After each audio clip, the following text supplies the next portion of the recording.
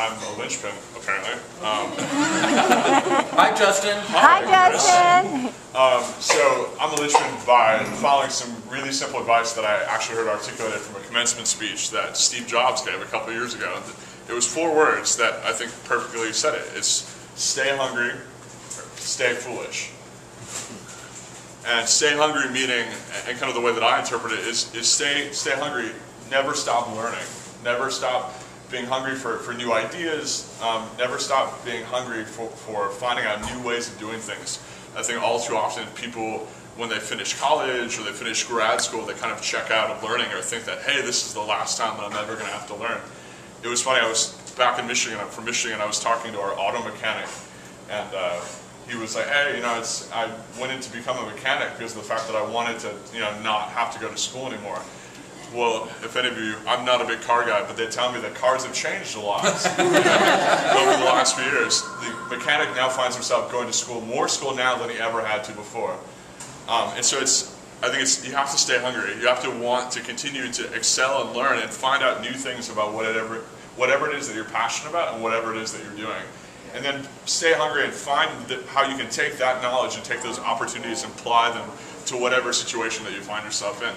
How can I, you know, better understand the goals of the corporation or the organization or the group that I'm working with and apply that knowledge to help better advance the goals of where I'm at. That's how you become indispensable.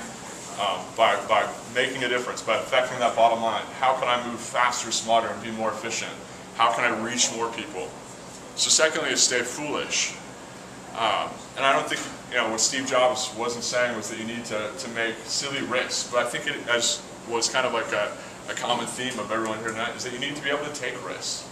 I'm a kid from Michigan. You know, the majority of the people that went to my high school stayed in Michigan, but yet I'm the crazy kid who came out to Washington, D.C.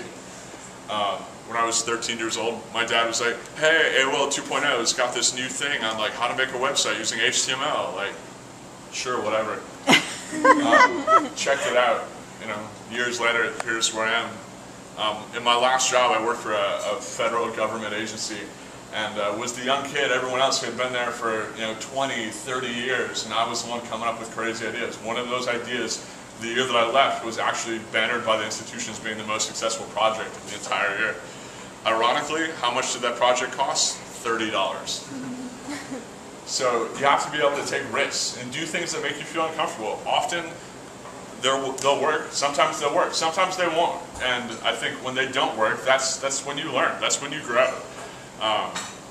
That's when you take those opportunities and you figure out how can I, the next time that this happens to me, how can I do it better? How can I do it differently? So stay hungry, stay foolish.